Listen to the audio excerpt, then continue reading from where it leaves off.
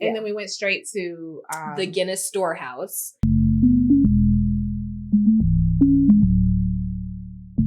Which is really nice. It's you have to go. It's like a staple. You have to do the Guinness Storehouse. You can't go to Ireland without doing the Guinness Storehouse. I think it's their number one tourist activity anyway. That makes sense. I mean, it has like 3 blocks. It's huge. Yeah. It's massive. It's 7 stories. It goes through the entire history of Guinness, the process with which they make the beer, which I'm not a huge Guinness person, and I had been before. So that was the first time I'd ever had Guinness. And once we got to the top, so you get to the 7th floor and they have panoramic views of the city. And then they'll, what's part of your ticket is that you get a free pint of Guinness. So was that your first time drinking it? But I don't like Guinness. I don't like beer though. I don't like any kind of ales. So that's for me. That's why I did the light beer. I was like, look, I know I'm here. I know I should drink a real Guinness, but I also know I don't like it. I had it the last time. Yeah, it's not good to me. But I mean, it was an experience. That's part of why you travel is for the experiences. So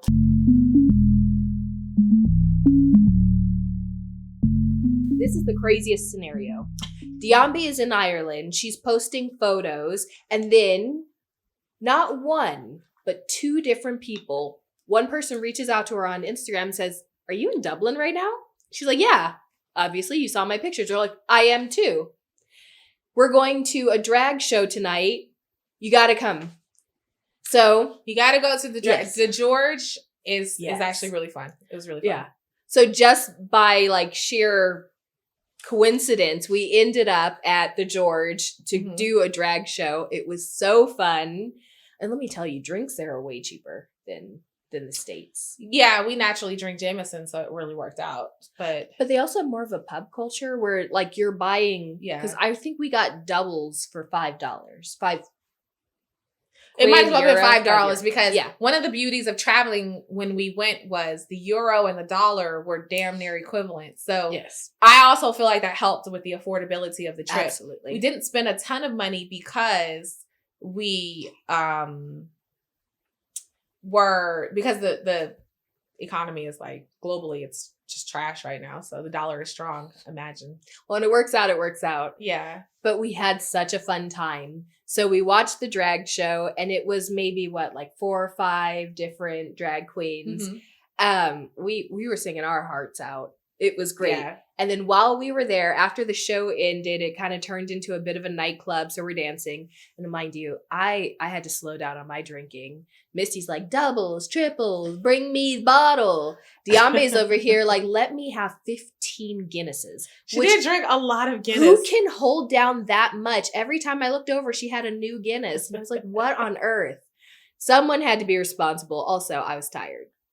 I was exhausted. We'd had a long day. It was a really nice culture. I had like free drinks all night. I wasn't paying for anything. It was so good. We turned around and another one of Diambe's friends was there and they're like, "Do we know you?" No, this is what I heard. "Oh my God, I can't believe you're here." And so I'm over here mocking like, "Oh my God, I can't believe you're here." I turn around, I'm like, "Oh my God, it's my sister. How does she know him?" So then we're like, I think we were there. I drank a lot and they like to walk.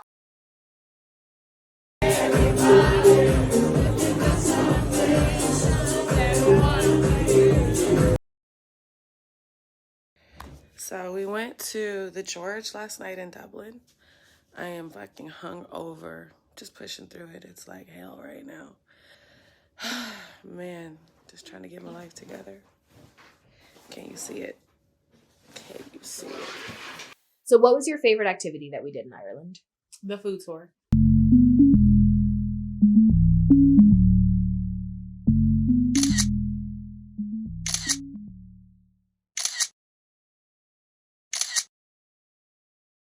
Okay. No, I'm lying. Yes. I'm sorry. Okay.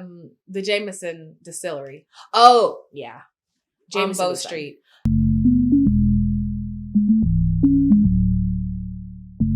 The Jameson was dope because we did 3 different types of tours actually in one day. So we did the secret room, which was the office of the original Jameson owner, John Jameson. Yeah. And then we did the cask draw. So they have the actual cask where they're aging the Jameson. Mm-hmm. So they open it up. They have a ladle that pours in and you get to have that. I think they call it the angel share because, it typically will, it filters through all of the... Yeah, and evaporates. And so we got to do strong, that. Though. It is incredibly strong. So just listen to the noise it makes when it goes in.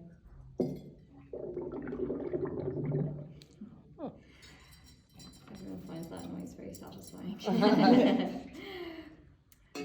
And then obviously you have to put it through the strainer because you don't want any surprises in your drink. So you get like lots of bits of charred wood from it. And then after that, we did the actual tour, which has a tasting. So we tasted 9 different whiskeys. 45-degree tilt on your glass and roll your whiskey around in the glass. You should see a film or a residue develop on the inside. Yes? Yes. Yeah. Now, as you hold the glass back upright, you will notice little droplets. In the wine industry, these are called legs. We are far more poetic in the whiskey industry. These are the tears of your whiskey. What they told us is they're like, hey, normally our system doesn't allow you to actually book all 3 of these. How did you do it? And how we did it is that we booked it a few hours in between. So we thought we were going to be there all day, but the woman was super nice when we were going to check in. She's like, hey, it looks like you're going to be here from like 12 to 4 p.m. It's a long time. Do you want to like tighten these up? And I was like, perfect. I couldn't get it to happen on the system. And she's like, you have a lot of stuff booked. Are you going to be okay? It actually wasn't as much drinking as they made me feel like I was going to walk out of there tipsy. Yeah. But I realized I probably drank more at the drag show than I actually drank at the distillery. Way more at the drag show. Yeah. Yeah. But okay, so the distillery was so fun. Mm-hmm. I don't think they actually distill anymore at that distillery. Obviously, that's where they initially did. Now they've moved their real distilling down to Cork, which you can actually go tour that one as well. I thought it was Middleton. Middleton? Oh, yeah. Middleton. But either way, it was really fun experience. And the experience was actually not that, it was what, 150 total? 180. 180 total, so 60 a person? No, I'm lying. 90 a person? But that's because we did 3 different things. I think my With other favorite thing, 9 shots of alcohol. We tasted. It's amazing. Yeah. My other favorite thing might have actually been the Guinness Storehouse. I thought that was just a lot of fun. It's a nice storehouse. They have some really good art. I liked it. Go earlier in the day. I do wish that they had like more bars along the way because the fact that you're sober through 7 floors just waiting for that drink of beer is ridiculous. Yeah, you're just walking and walking. You're like, at any point you could have had a bar. And then they have these bars inside and you're like, oh, I'm going in. I don't think we didn't buy the packages that gave you the drinks at those bars though. Yeah, so you can't just go in and say, here's some cash, give me alcohol, like a regular exchange goes. You had to have known that what you were buying ahead of time. And I was like, well, had I known that I was only going to see alcohol on the 7th floor, I thought for sure on like the 4th floor, I can get a quick beer to get me up to the 7th. Oh, but notable mention, we did stop somewhere and they did some kind of like challenge, like knowledge challenge, and Diambe won like twice. So she got like extra shots of Guinness. There's like 60 people in the room. They're asking trivia questions and Diambe's just jumping up. Me, I know the answer. I know the hops and the malt and the thyme and the barley and the grinding. I'm like, what? I was like, when did she learn this? Apparently a month there, you come out of it a distiller. I just have, we're going to buy her a barrel. That's actually a really good gift for her. Oh, like a barrel and we just pour some beer in it. And she can do her own draws. That would be fun. No, but I think Ireland is actually a really good trip. We went there for, I have several notable mentions, but. Okay. So, you know what I will say? One of my favorite things, we got to see Garth Brooks in concert while we were there. Mm-hmm. He was closing out his international tour and had done 5 sold out shows. And I've had a few people ask me super confused. They're like, you went all the way to Ireland to see Garth Brooks? And I was like, I went all the way to Ireland to see Hozier before, so this isn't crazy. I'll travel there for shows. Live music is amazing there.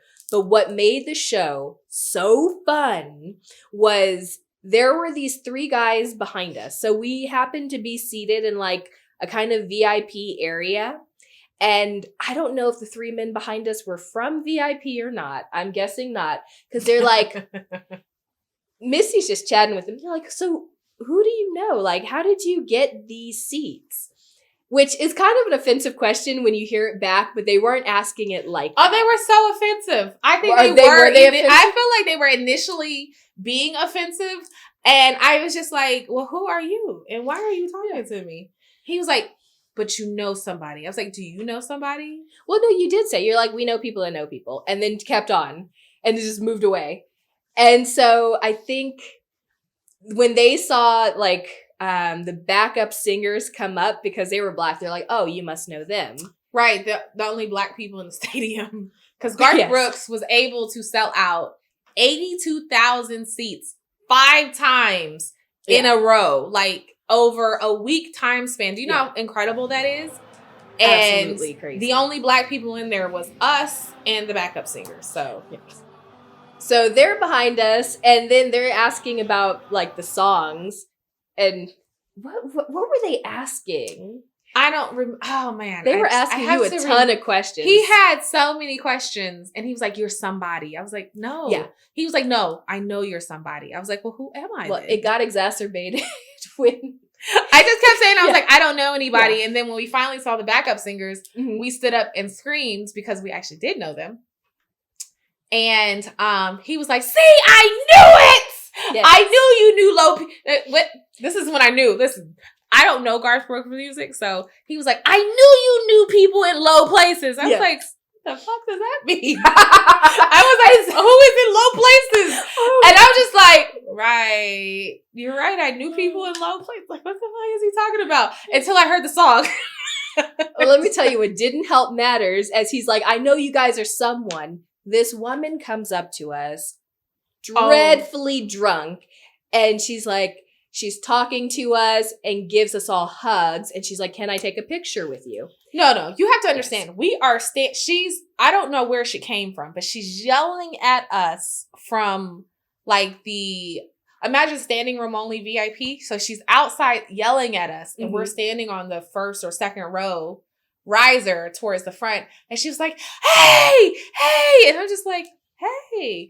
She climbs over the barricade to get to us. Yes, to come up and say, welcome to Ireland. Welcome so much. Yes. And I'm just like, who is this woman? I'm just like, Yeah. okay, well, thank you. Yeah, and so she gives us hugs, she takes pictures, she takes video with us, and you can hear the guys behind us like, I know you guys are someone. Who are you? And I'm just like, why is okay. a stranger coming up to take pictures with us? She's like, but then it gets like aggressive. Like now she is showing us a picture of her baby who she adopted with her lesbian partner who was a Moorish baby. Have you ever had anybody explain to you that their child is Moorish?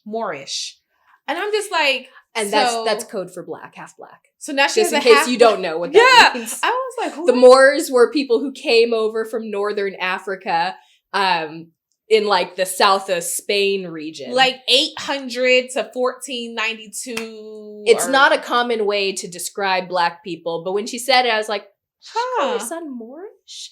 Okay. And she was just like, I'm so happy to see you guys because, you know, you look like him. I was like, Yeah. bitch, what? And so she kept on standing by us, and I think the guys in behind were trying to, they were making fun of her to try and get her to move on. She wouldn't. But then she got aggressive and handsy. Like she kept grabbing us and then hugging us and then kissing on us. And then I tried to push her to Diambe because Diambe has a way of getting rid of her. But then I don't know, whatever Diambe did, then she pushed on me. Literally seemed to push her right back to us. Yeah, so then like, I'm standing there and she go. takes like, I'm like, okay, I pushed her down a little bit and she's like in the row in front and then she takes me, she stands in front of me and takes my arm and goes like this to her. And she's just, I was like, lady, get off me. Go. So then someone shows up and says like, hey, do you guys want to move to this other exclusive area? So we start walking and the guys are like, who are you? I know you're someone. Why do you have security? I was like, oh my God, thank you so much. We gotta go. Oh, we were so excited. She was just like, you know, my baby. I was like, girl, you didn't buy. Yes. Okay, go. Move. Yes. Move. This is a lot right now. Like, I'm happy that you're happy that you have a son. And I'm really happy.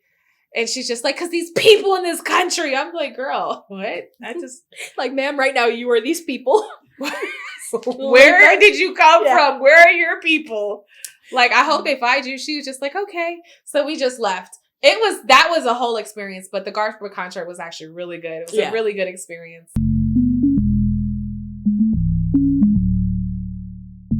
The Cliffs of Moher, I enjoyed it. Beautiful pictures. It's a really great picture place. You can't do a short tour. I think that's the only thing. It was like a 10 or 11 hour tour, which is a long day. So that's why those are the times when I'm like, oh, if we could have rented a car and gone to the Cliffs of Moher. Yeah, then you could do it for way shorter. But then you have to go. Where did we go before that? Oh, we went to the Aran Islands, which those are cool. Really enjoyed that. Game of Thrones. That's a great Game of Thrones kickback, right? Yeah. And one of the big things there, if you've ever seen the fishermen's sweaters, they make them there. Mm-hmm. And all I knew, because the first time I gone to Ireland, I saw them, but I didn't have room to buy one. Mm-hmm. And I thought, the only thing I really want before I leave this country is to buy a sweater from the Aran Islands. And we went. So I got my sweater. I love it. We conquered. Yes. That was fun. And then because we had done the very long tour where we went out to the islands, you get to do a boat ride at the bottom of the Cliffs of Moher. And if you're thinking, what are the Cliffs of Moher?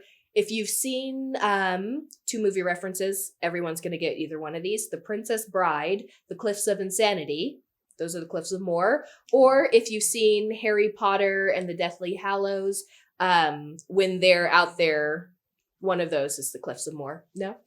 Neither. Wow. The Princess Bride? I've never even heard of it. It's a cult classic. Oh my gosh. Where were you cultured? Like, apparently not where you were. And we were raised together. This is so weird. You're just, okay. Well, I mean, I'll find another reference that other people would know. I don't know. That's all for this week. Link up with us on Instagram at Flirting with Travel, or check out flirtingwithtravel.com for itineraries and more travel hacks. Taking off. Love you.